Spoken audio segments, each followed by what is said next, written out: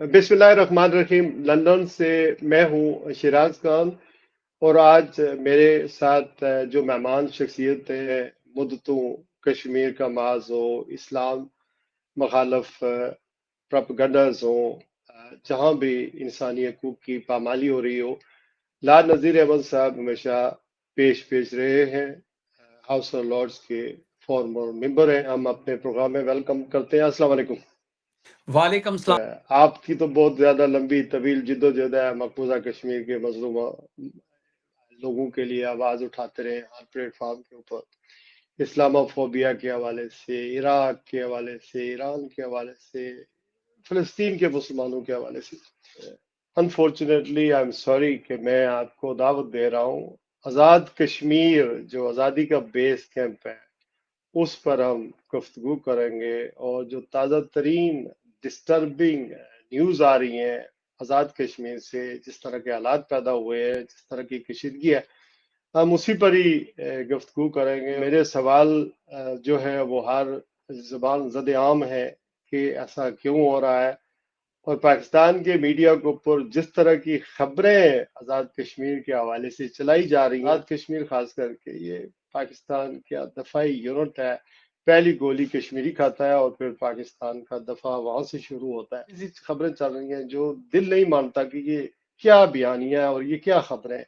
इस पर आपका सबसे पहले रद्द अमल चाहूंगा। ऐसा मुझे बहुत दुख है कि पाकिस्तान के लिए और आज़ाद कश्मीर के लिए जो मैंने एडल्ट लाइफ मेरे मैं काउंसलर था, तो उस वक़्त से लेकर आज तक लेबर पार्टीज़ की एनुअल कॉन्फ्रेंस हो या कोई बड़ा फोरम हो, वहाँ पे जाके लॉबिंग करना, पार्लियामेंट के अंदर, पार्लियामेंट के बाहर भी पाकिस्तान को डिफेंड करना और कश्मीर के कॉज को जो है वो लोगों को बताना और उनके खिलाफ जो प्रोपेगेंडा होता रहा है उस पे स्टैंड्स लेना। इंडियन और यहाँ ब्रिटिश इंडियंस जो हैं मेरे बहुत खिलाफ थे और हैं, और मेरे खिलाफ वो कैंपेन्स भी चलाते रहे हैं। उसकी मेन वजह यही थी कि मैं हर बार ये दिखाता था कि हिंदुत्व एक्सट्रीमिस्ट जो हैं वो कश्मीरियों के साथ मकबूजा कश्मीर के अंदर, और स्पेशली ये 10-11 साल पिछले जो इसकी मोदी की गवर्नमेंट आई और जो कॉन्स्टिट्यूशनल एब्रिगेशन जो हुई बहुत सारी चीज़ों की, उसके हवाले से जो लीडर्स हैं उनके पास ऊपर जो जुल्म हुआ है, जो कश्मीरियों के साथ जुल्म, हमारी बहनों को रेप किया गया, हमारे भाइयों को कत्ल किया गया, शहीद किया गया, ये बातें हम हमेशा करते रहे हैं। पाकिस्तान के हवाले से तो कोई सवाल ही नहीं पैदा होता कि कोई ऐसा मसला उठाए। और मुझे तो दुख हो रहा है, बहुत दुख हो रहा है कि वो लोग जो हमारे साथ खड़े होते थे और मोदी और हिंदुस्तान के हवाले से बात करते थे, आज वो वही लैंग्वेज जो है वो पाकिस्तान के खिलाफ कर रहे हैं। उनकी अगर बात सुने तो वो कहेंगे जी कि हम मजबूर हैं, हमारे लोग शहीद हो रहे हैं, हमारे बच्चों के साथ जो जुल्म हुआ है। मेरे पास वो तस्वीरें, वो वीडियोस आई हैं जो लोग शहीद हुए हैं वहाँ पे आज़ाद कश्मीर के अंदर। और ये जिस तरफ ये सारा जो मसला चल रहा है, मुझे डर है कि अल्लाह ना करे ये मज़ीद अमवात हो सकती हैं और मज़ीद जो है वो हालात ख़राब हो सकते हैं।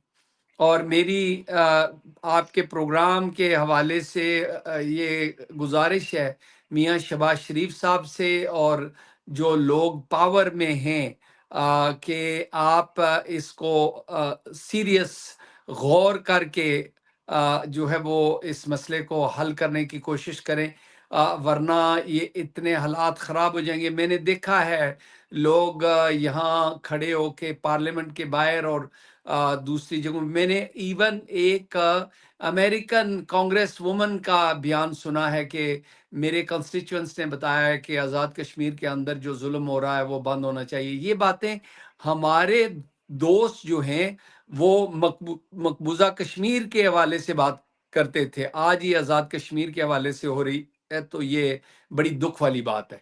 नहीं, यूके पर भी और इन पार्लियामेंटेरियंस के कंसर्न और लेटर्स पर भी बात करेंगे, लेकिन लाट साहब, इस वक्त जो आज़ाद कश्मीर की ताज़ा तरीन सूरत हाल ये है, लम्हा लम्हा तब्दील हो रही है।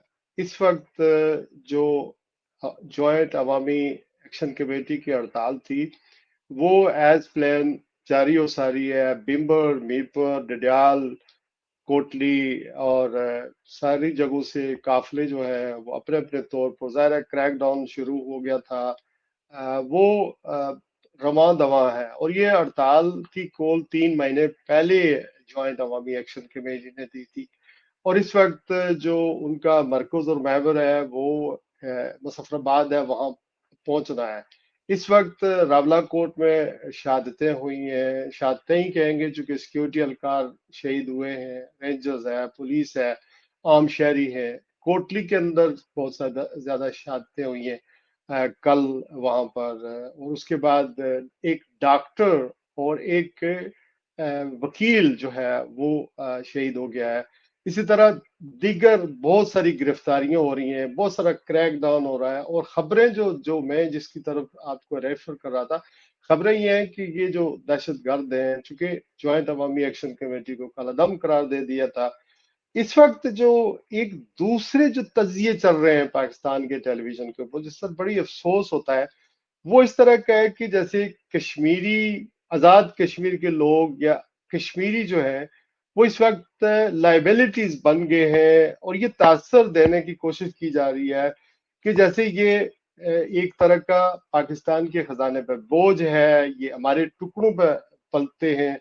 ये सूरत हाल सर कितनी वरिंग है? ये किस तरह का बयानिया था? ज्वाइंट अवामी एक्शन कमेटी ने अगर हड़ताल की कॉल दी है या उनके अंदर कोई तशद्दुद का एलिमेंट है, उसकी मजम्मत करनी चाहिए। नहीं, हम भी करते हैं, लेकिन ये जो बयानिया नेशनल टेलीविजन के ऊपर चल रहा है, इसको आप किस तरह देख रहे हैं? और जिस तरह जिस जिद्दोजहद में मकबूजा कश्मीर के लिए आपने, हम सब ने, या जो यूके में जो लोग रहते हैं, कश्मीर में रहते हैं, जिनको आप लीड करते रहे हैं, वो इसको किस तरह देखेंगे? इसको कौन बाय करेगा? और ये चलाने का मकसद क्या सर? इसको बाइक करने वाली बात तो है नहीं। एक्चुअल तो ये है कि लोग फैक्ट्स नहीं बताते। अगर उनको ये याद करवाएं कि पिछले 60 साल से यही आज़ाद कश्मीर के लोग जो हैं वो पाकिस्तान का फॉरेन एक्सचेंज यही प्रोवाइड करते थे। पाकिस्तान के लोग अब तो मिडल ईस्ट में गए हैं, दुबई और सऊदी अरेबिया वगैरह, लेकिन इंग्लैंड से जितने भी पाउंड्स जाते थे, बैगों में भी और बैंक्स के थ्रू भी, वो सारे के सारे आज़ाद कश्मीर के लोग थे मेजॉरिटी। यूरोप में अब हमारे पाकिस्तानी भाई जो हैं वो यूरोप के अंदर गुजरात के और दूसरे इलाकों के वहाँ पे गए हैं। लेकिन सबसे पहले और हमेशा, लेकिन कश्मीरियों ने ये नहीं कभी कहा कि हमारे टुकड़ों पे पड़ रहे हैं या हमारे पैसों पे ये पाकिस्तान चल रहा है। तो मेरे ख्याल में ये जो लैंग्वेज है वो बहुत गलत किस्म की लैंग्वेज ये होता है। भाइयों में भी जब झगड़ा होता है तो राय साहब ये भाई एक दूसरे को ताना देते हैं ना, तो ये चाहिए था कि एक दूसरे को सुलह करने के लिए दावत दी जाए और उनको जो उनकी ग्रीवियंसेस, मैं समझता हूं कि इनके जितने भी पॉइंट्स वो बात करते हैं, वो ये नहीं कह रहे कि हमें जनाब आप गुजरात और गुजरांवाला बेच के या पिशावर बेच के हमें पैसे दें।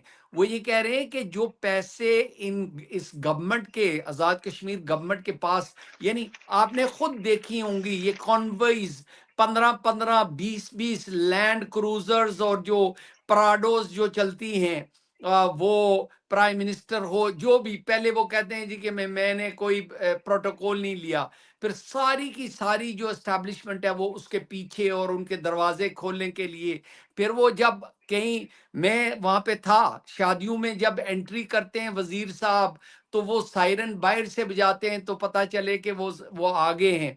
ऐसे ही जो प्रेसिडेंट या प्राइम मिनिस्टर हैं वो जब एंट्री करते हैं तो सारे लोग वो अपनी सारे काम छोड़ के यानी गाड़ियां भी और फिर एसी डीसी पुलिस वाले जितने भी वो उनकी सर्विस के लिए बजाय इसके कि वो अपना काम करें और लोगों के जो मुश्किलात हैं उनको दूर करने की कोशिश करें। आपको पता है कि आज़ाद कश्मीर के अंदर ये जितना पैसा वेस्ट हो रहा है, कोई मुझे आप बताएं ये 60 सालों में कितनी गवर्नमेंट्स आई हैं जिन्होंने इकोनॉमिक डेवलपमेंट की हो, जिन्होंने एजुकेशन को इम्प्रूव किया हो, जिन्होंने हेल्थ सर्विस को इम्प्रूव किया हो, जिन्होंने एग्जैक्टली लाट नारे साहब, सॉरी टू इंटरप्ट यू। इसमें यहाँ मैं एक लाइन देना चाह रहा हूँ कि जो पाकिस्तान के अरबाब अख्तियार हैं उन्हें एक बात समझनी चाहिए कि जॉइंट अवामी एक्शन कमेटी का हदफ इस्लामाबाद की इंतजामिया नहीं है, इस्लामाबाद नहीं है। उनका मरकज और महवर और शिकायतें जो है वो मुजफ्फराबाद की ब्यूरोक्रेसी, मुजफ्फराबाद के हुक्मरान है और उनके साथ वो कन्फ्रंट कर रहे हैं, क्योंकि वो उसको लेजिटिमेट हुकूमत मानते हैं और उनसे मुतालबात हैं। और यही वो मुतालबात थे जो 35 मुतालबात थे कि ये जो आपके एक्सपेंस है ये आजाद कश्मीर की रियासत पर नहीं खर्च हो रहे हैं। तो पाकिस्तान का तो इसमें मसला है ही नहीं इसके अंदर। और जब तक आप कश्मीरियों की बात करते हैं, पाकिस्तान के, जैसे आप कहते हैं, पाकिस्तान के वसी तर मफादात को बाहर के मुल्कों में जब डिफेंड करने की बात करते हैं तो ये एग्जैक्टली आप राइट कहते हैं कि डायस्पोरा जो कश्मीर का है, अगर यूके की बात करें, अगर 20 लाख पाकिस्तानी है तो उसमें अप्रोक्सीमेटली 15 लाख कश्मीरी होंगे। और अगर आप अमेरिका को भी बुला लें, कनाडा को आप 20-25 लाख करें कर लें, 5 लाख से ज्यादा कश्मीरी मिडिल ईस्ट के ममालिक के अंदर है, जबकि 10 लाख कश्मीरी पाकिस्तान में जॉब्स कर रहे हैं। और जो 70s के जमाने में सरदार कयूम साहब ने एजुकेशन रिफॉर्म की थी उस जमाने के अंदर, उसका फल अगरचे लेट आया है लेकिन पाकिस्तान के अदारों में वो एक बड़े ये अच्छे तरीके से अपने फराइज मनसबी सर अंजाम दे रहे हैं। इसका मतलब ये नहीं है कि ये इंटेलेक्चुअल नहीं है, ये पढ़े लिखे नहीं है, इनके पास आजाद कश्मीर में वो मौके नहीं है, इसकी वजह से वो बाहर के मुल्कों में भी आए और वो पाकिस्तान में भी वो जॉबें कर रहे हैं। तो अगर ये कहना कि ये लाइबिलिटीज हैं, ये हमारे टुकड़ों पे पड़ते हैं, तो आपने मौके कितने दिए हैं आजाद कश्मीर के अंदर इन लोगों को काम करने के लिए? और अगर महरूमियां हैं और महरूमियों के वजह से आज ज्वाइंट एक्शन कमेटी बनी है, तो ये भी सीरियस इवेंट है ना लाड साहब। मैं अपनी बात करता हूँ, सीरियस इवेंट है कि आपने जब आजाद कश्मीर में ये शिक रख दी कि चूंकि ये मसला यूनाइटेड नेशन में है, इसको प्लेबिसाइड के जरिए हल होना है, वोट का हक दिया जाएगा कश्मीरियों को। और फिर आप आजाद कश्मीर के पॉलिटिकल सिस्टम में जब ये आप शिक रखते हैं कि जो आदमी हालांकि पाकिस्तान के ऊपर यकीन नहीं रखेगा, अंडरटेकिंग नहीं देगा, वो इलेक्शन नहीं लड़ सकता।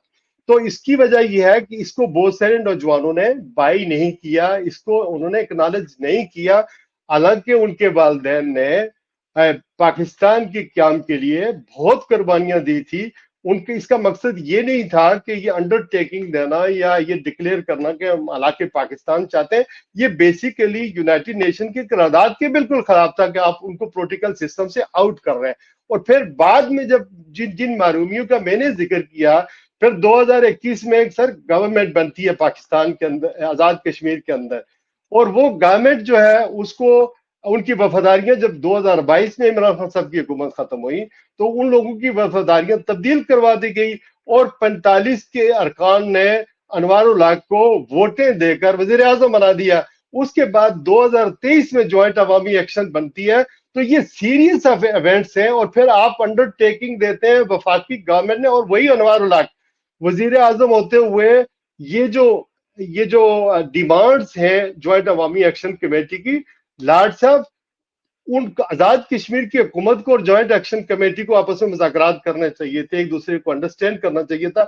वफाकी हुकूमत बीच में आ जाती है, अनवार उल हक ने वो सारा मामला खुद डील करने के बजाय वफाकी हुकूमत के स्पोर्ट कर दिया। वफाकी हुकूमत जहाज भर के लेके जाती है और एग्रीमेंट करती है कि ये मुतालबात हम मानते हैं, और 4 अक्टूबर 2025 को ये मुतालबात जो है वो सामने आते हैं। उसके बाद अंडरटेकिंग देते हैं, एग्रीमेंट करते हैं, और वो एग्रीमेंट अभी भी इंटैक्ट है, अभी भी उसको खत्म नहीं किया गया। और उसके बाद 3 महीने के बाद अगर ये सिचुएशन होती है, मैं मानता हूं कि ज्वाइंट अवामी एक्शन कमेटी के लोगों को देना चाहिए था, यानी कि वक्त देना चाहिए था, उन्हें हड़ताल की इस तरह की कॉल नहीं देनी चाहिए थी, ब्लॉक नहीं करना चाहिए था। लेकिन आपने खुद एग्रीमेंट किया हुआ, और आप फिर दोबारा वही जहाज जाता है, वही एग्रीमेंट करता है, वो मुतालबात 12 सीटों पर यानी कि आकर रुक जाते हैं, और उसके बाद आप एपीसी बुलाते हैं, फिर सुप्रीम कोर्ट में बात आगे बढ़ाते हैं कि सुप्रीम कोर्ट जो है वो फैसला करेगा। सुप्रीम कोर्ट कहता है कि हम कहते हैं कि लेजिटिमेट है, यानी कि सुप्रीम कोर्ट खुद देखे ना, उस वो कोई आजादाना राय दे सकता था ऐसी हालात में, और फिर इस तरह कहकर फिर आप उनको दहशतगर्द करार दे रहे हैं, और फिर ये कह रहे हैं कि वो राह के एजेंट है। राह के एजेंट होंगे जो राह क्या आजाद कश्मीर के लोगों को आसूदा करना चाहता है, इन्हें आटा सस्ता दें? राह के इंटरेस्ट में है कि आजाद कश्मीर के लोग खुश हों कि इनको आटा सस्ता मिले, बिजली 3 रुपए जो है वो मिले। आपको पता है, आप मीरपुर के अफेक्टेड हैं, आप मुझसे ज्यादा जानते हैं कि मंगला डैम 1967 में बना। उस वक्त एक मायदा हुआ था कि ये जो बिजली है, जिस प्रोडक्शन पर ये बिजली पैदा होगी, उसी प्रोडक्शन पर कश्मीरियों को यानी बेची जाएगी। अगर आज कि उस वक्त लोगों का डिमांड था कि ये बने ही ना, क्योंकि हमारे वालदेन की कब्रें, हमारे जो खानदानों की जो यादाश्त हैं वो सारी की सारी डूब जाएंगी। तो फौज आई थी, मैं छोटा सा था, मुझे याद है कि फौज जो है उन्होंने सब एजिटेटर्स को जमा करके मेरा जो गांव कलियाल शेरू उसके स्कूल में सबको जो है वो मुर्गा बनाया गया था, और उनको डंडे बैत जो है वो मार के उनको मैं याद है मुझे कि मैं देख रहा था कि जिस तरह उनकी पिटाई की गई थी, और फिर उनसे कहलवाया जा रहा था कि हम इसके हक में हैं। और वो इसलिए क्योंकि बाद में फिर जनरल अयूब खान साहब ने ये ऐलान किया कि आज़ाद कश्मीर के लोगों को फ्री बिजली मिलेगी। फ्री, ये 3 रुपए की नहीं थी, फ्री। ये लोगों को याद करवाएं कि जनरल अयूब खान साहब ने ये फ्री बिजली का वादा किया था, जो पिछले कई दहाइयों से वो फुल प्राइस देते रहे हैं। और ये आहिस्ता आहिस्ता लोग कंप्लेन करते रहे हैं कि हमारी तो ये देखें, हमारे बाप दादा की कब्रें पानी के नीचे आ गई हैं, हमारे जो मजहबी जो इम्पोर्टेंट जगह हैं वो पानी के अंदर चली गई हैं, हमारी हेरिटेज चली गई है। लेकिन हमें कोई कंपनसेट इस तरह कंपनसेट हुआ है? मैं, क्योंकि आपके प्रोग्राम देखने वाले कहें जी इनको तो मुआवजे भी मिले, इनको ज़मीनें भी मिले। मैं आपको बता सकता हूँ राय साहब, तकरीबन 80-90% लोग जिनको ज़मीनें मिली थी पंजाब में, उनको लोगों ने मार कटाई करके उनको वापस भेज दिया। वो वापस आज़ाद कश्मीर में आ गए हैं। मेरे अपने अजीज हैं, उनको सरगोदा में ज़मीन मिली थी लेकिन कभी उनको कब्जा नहीं मिला। बहुत सारे और लोग हैं जिनको ऐसे हुआ है। हमारी भी ज़मीन थी, मैंने बेच के आ गया था ननकाना साहब शेखुपुरा में। तो ऐसी बहुत सारी कहानियां हैं, बड़ी दुखी और दर्दनाक किस्म की कहानियां हैं। लेकिन इसके बावजूद कश्मीरी लोग, मैं समझता हूं कि हमेशा पाकिस्तान के साथ लॉयल हैं। लेकिन इनको इतना भी पुश ना करें कि वो कहें जी कि हमारा जो भिम्बर और दीने से जो हमारी ट्रेड आती है, जो हमारा सफ़र होता है, इसके बजाय हम इन पहाड़ों के पीछे चले जाएं और उनके साथ ट्रेड करना शुरू करें, या उनके साथ क्योंकि मोदी तैयार है, और उसके वो जो जनरल बख्शी या क्या नाम है उसका, बड़ी मूछों वाला, वो जी जी जी आके टीवी पे जी जी, ऐसे ही है वो जनरल बख्शी। जी जी जी जनरल बख्शी जो है वो टीवी पे आके के खिलाफ, कश्मीर के खिलाफ, और वो जो कुछ कहता है, ऐसे कुछ और लोग भी हैं जो याद करवाते हैं जी कि भाई अगर आपको ज़रूरत है तो हम यहाँ पे हमें कोई किसी की मदद की ज़रूरत नहीं है। हम अब भाइयों में इख्तलाफ होता है, भाई जब उनके इख्तलाफ होता है तो वो बैठ के अपने मसले मसाइल जो हैं उनको पीसफुली रिस्पेक्टफुली उसको रिजॉल्व करते हैं।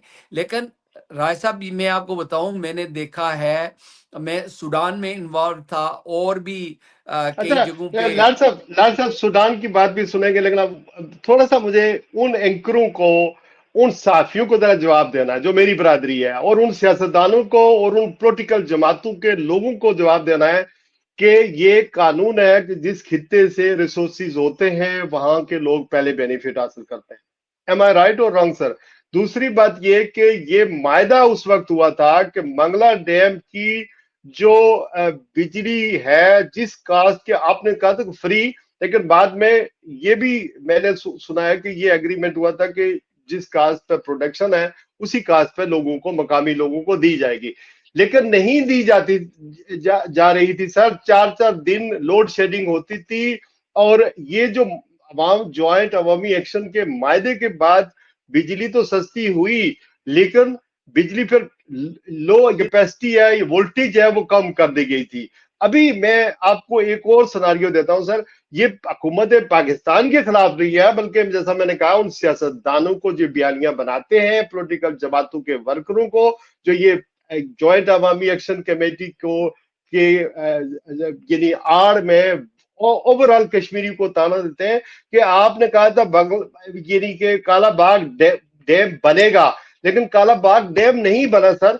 आपने बार बार हुकूमतों ने ऐलान किया, जनरल मुशर्रफ ने किया, पीपल पार्टी है तो उसने मंसूबे को रोल बैक कर दिया, आप नहीं बना सके।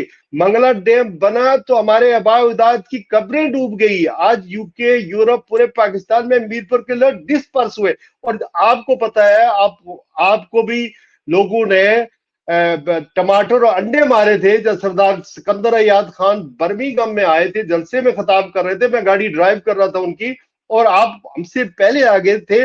वो एहतजाज कर रहे थे मीरपुर के लोग कि वो मंगला डैम अपरेजिंग जो हुई थी दोबारा, यानी मुशर्रफ यानी 2005, 6, 4, 5 के दौरान जो अपरेजिंग हो रही थी, उसके खिलाफ लोग यहाँ पर एहतजाज कर रहे थे। उसका विक्टिम मैं भी बना था और आप भी बने थे। और दूसरी एक और बात सर है, नीलम झेलम प्रोजेक्ट बनता है। नीलम झेलम प्रोजेक्ट बनता है तो दरिया का, दो दरिया जब मिलते हैं, एक दरिया का रुख मोड़ दिया जाता है, तो वहां आजाद कश्मीर के लोगों का एग्रीकल्चर तबाह हुआ। लोगों ने कहा ना करो ये, लेकिन नीलम झेलो आजाद कश्मीर के लोगों ने इस पर कुर्बानियां तो दी है ना सर। और फिर आप ये देखें कि जो जो जो जो इस वक्त ये तासर देने की बात हो रही है कि कश्मीरी जो है वो खुदा न खास्ता दहशतगर्द है, वो पाकिस्तान के मुहिब्बे वतन नहीं है, ये तासर सरासर गलत है। और जो भी ये कर रहा है, वो पॉलिटिकल पार्टी कर रही है, कोई और कर रहा है, मेरे ख्याल में ये बहुत बड़ी ज्यादती है। और फिर जिन दोस्तों का आप जिक्र कर रहे हैं, आपने कभी सोचा होगा, मैं एक दफा पाकिस्तान प्रेस क्लब के कायम मकाम सदर की हैसियत से जब हमद मीर पर हमला हुआ था, तो मैं पाकिस्तान के सफारतखाने के बाहर मुझे मजबूरन जाना पड़ा था एहतजाज करने के लिए। उसके बाद मैं आज तक कभी पाकिस्तान के सफारतखाने के बाहर कोई एहतजाज कवरेज के लिए भी नहीं गया हूं, क्योंकि मैं पाकिस्तान का सफारतखाना ही पाकिस्तान समझता हूं। क्योंकि मेरा वालिद फौज में थे, उन्होंने सर्विस की है। मैं हम पाकिस्तान अगर कश्मीरी है तो हम पाकिस्तान के आइन के मुताबिक कश्मीरी, चूंकि पाकिस्तान की जरूरत है। लेकिन इस वक्त सूरत हाल आप देखें जिस तरह की डेवलप हो गई है, गोलियां चल रही हैं, लोगों को यानी कि उनकी फ्री मूवमेंट खत्म हो गई है। और फिर ये कहा जाता है कि जी अगर माजरीन की 12 सीटें ना हुई तो मसला कश्मीर हल नहीं होगा। वजीर आजम ये कहता है कि मुझे तो पता ही नहीं है, मेरे पास तो कोई सबूत ही नहीं है। जिन्होंने इसको काला दम करार दिया उससे पूछें, ये बीबीसी पर इंटरव्यू आ रहा है। और सदर लतीफ अकबर जो कायम मकाम सदर है, वो ये कहते हैं मैंने तो दस्तखत ही नहीं किए हैं कि ये ऐसा इनको काला दम करार दे दो। और फिर माजरीन की सच जब जहां तक बात होती है, आपको पता है कि एसएसपी मीरपुर जो है वो महाजर है, डीआईजी मीरपुर महाजर है, इसके अलावा चीफ जस्टिस आजाद कश्मीर इस वक्त महाजर है। और फिर आजाद कश्मीर की एडमिनिस्ट्रेशन के अंदर माजरीन अपना काम कर रहे हैं, बड़ी तादाद में मौजूद हैं और उनको पूरे राइट्स मिले हुए हैं। पाकिस्तान की जो ये 12 सीटें हैं, जो लोग कहते हैं कि ये ना हुआ तो आजाद कश्मीर में जो है वो कश्मीरी जो रह जाएंगे, 4 लाख के करीब जम्मू कश्मीर के महाजरीन है। आपको पता है कि सरदार अतीक अहमद खान साहब कराची से जीते रहे हैं, वो महाजर नहीं है। आपको पता है कि सरदार सिकंदर अयाद खान साहब कराची से जीते, ये महाजरीन की सीट पर जीते थे, फिर उनके खिलाफ जो है नायल हुए थे, सुप्रीम कोर्ट ने फैसला दिया था। ताहिर खोखर एमक्यू की सीट पर लड़ता रहा।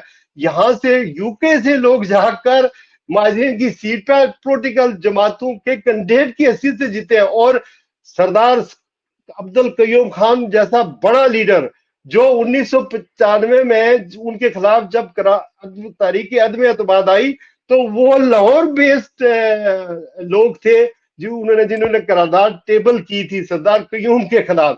आप अंदाजा करें, ये वेपन है जो इस्तेमाल होता है और आजाद कश्मीर में जाकर जो है वो लोग अपनी हुकूमत बनाते हैं। आपने इसके ऊपर पहले भी वीडियो बनाई थी, अपना मैसेज छोड़ा था। आज भी मैं चाहूंगा कि इस हवाले से, माजरीन के हवाले से, आप जरूर कम अज कम अपनी टेक दें।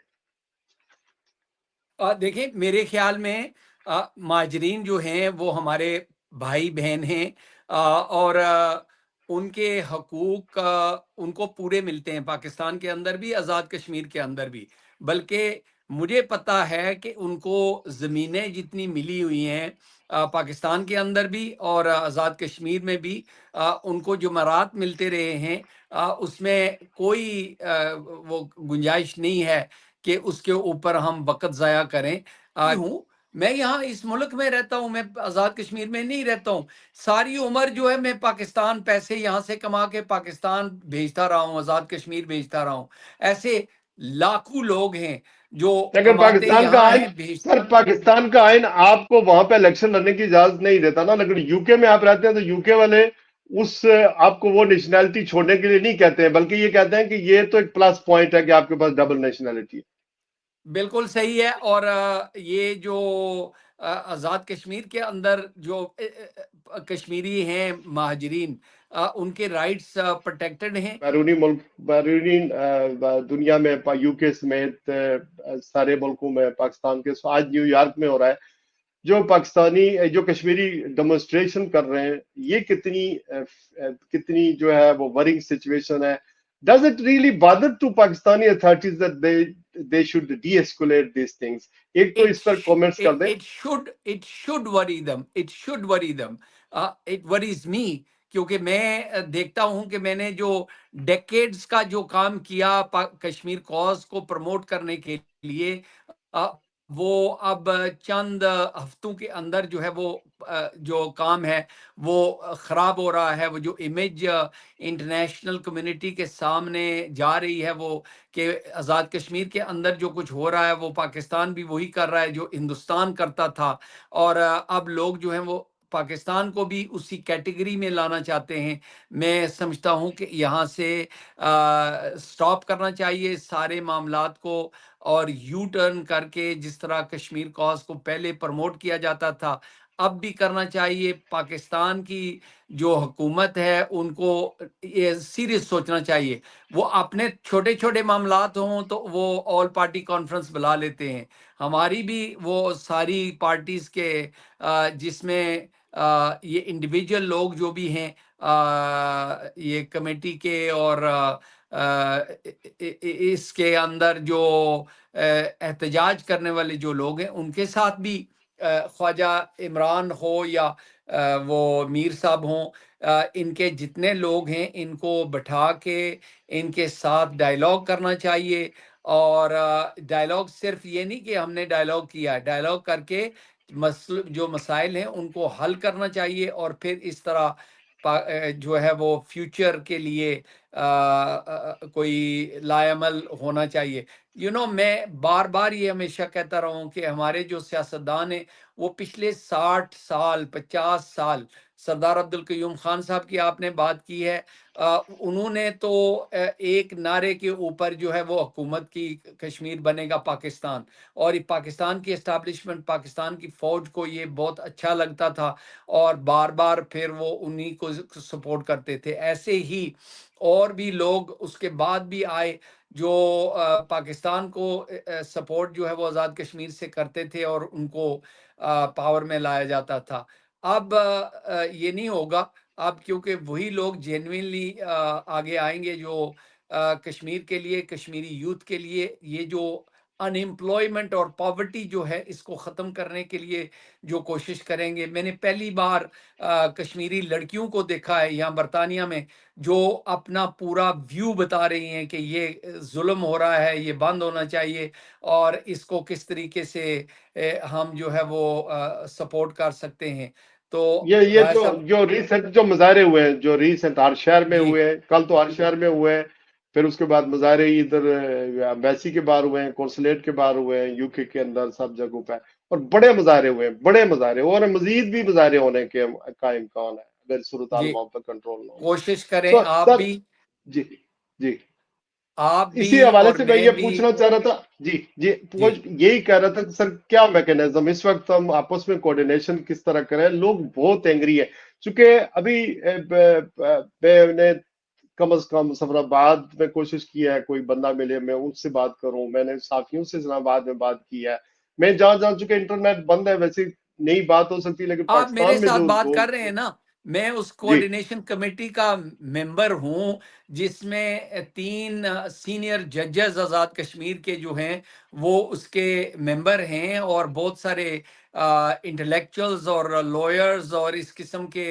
लोग हैं जो आज़ाद कश्मीर के अंदर और बाहर जो उस कमेटी के मेंबर हैं। जो हम बार बार ये कहते हैं वातसिमू बिहब्लिल्लाहि बेखब जमीअन वला तफर्रकू, हमें जितने इख्तलाफ हैं उनको छोड़कर, और ये कुरान का हुक्म है हमें, फासलिहू बैना इख्वैकुम, भाइयों के दरमियान जब इख्तलाफ हो जाए तो उसको ख़त्म करने के लिए करो। जब अल्लाह का हुक्म है कि आप इख्तलाफ ख़त्म करो तो उसकी उसमें बरकत भी होगी और इंशाल्लाह मुल्क के लिए भी बेहतर होगा। ये अगर मैं लेसन सुनान में ये देता रहा हूँ तो यही मैं अपने कश्मीर के लोगों को भी यही जो है वो गुजारिश करूंगा।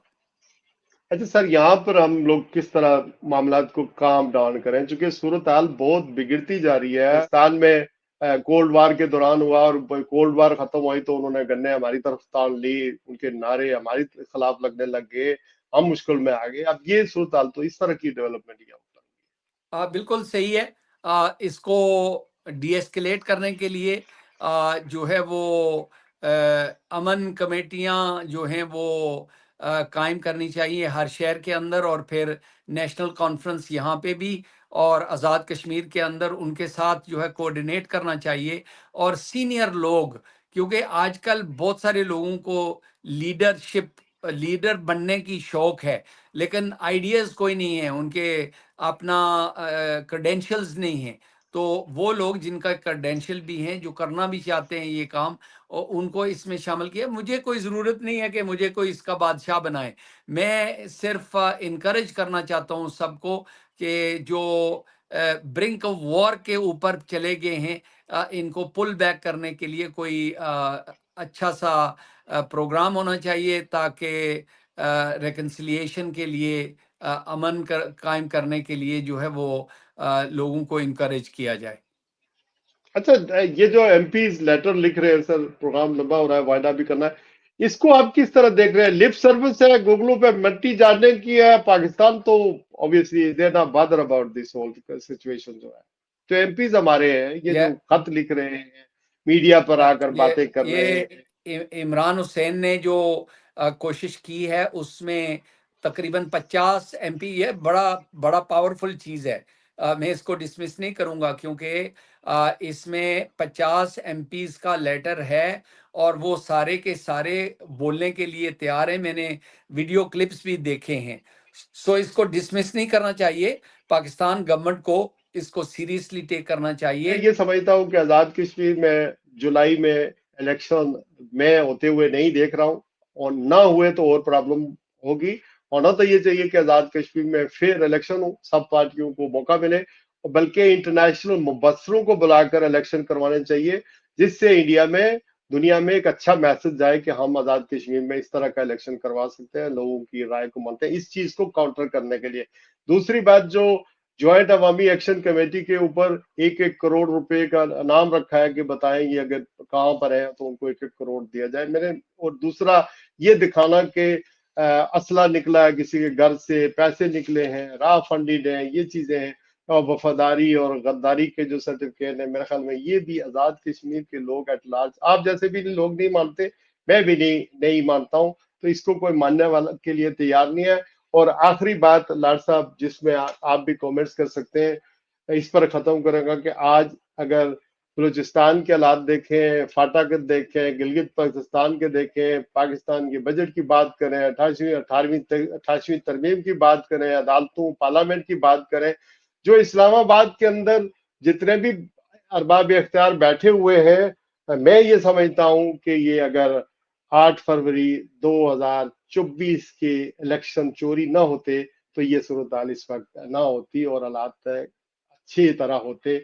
अनफॉर्चुनेटली बात वहां पर ही जाती है, एक गलती जब आदमी करता है तो फिर उसके बाद बाकी जो है गलतियां होती हैं। इस वक्त आजाद कश्मीर का वजीर आजम कहता है मुझे पता ही नहीं है, सदर कहता है मैंने दस्तखत ही नहीं किए हैं, और इस तरह की सूरत हाल। आखिरी जो मैसेज है वो अमन का है, डायलॉग का है, और ये सच्ची बात ये है कि जो हुआ ज्वाइंट है अवामी गलत एक्शन हुआ। कमेटी के लिए, ज्वाइंट अवामी एक्शन कमेटी के लिए मैसेज दे दें। जॉइंट अवामी एक्शन कमेटी जो है उनके जो मुतालबात थे बिल्कुल दुरुस्त थे, क्योंकि ऐसी और जगहों पे भी ऐसी मूवमेंट्स चलती होती हैं जब लोग समझते हैं कि दे हैव बीन पुश्ड, और उनका क्योंकि अरबाब इख्तियार जो लोग पावर में पावर पॉलिटिक्स में आते हैं, ये बार बार तो सारे लोग कहते हैं जी इलेक्शन करवा लें, इलेक्शन में हिस्सा लें।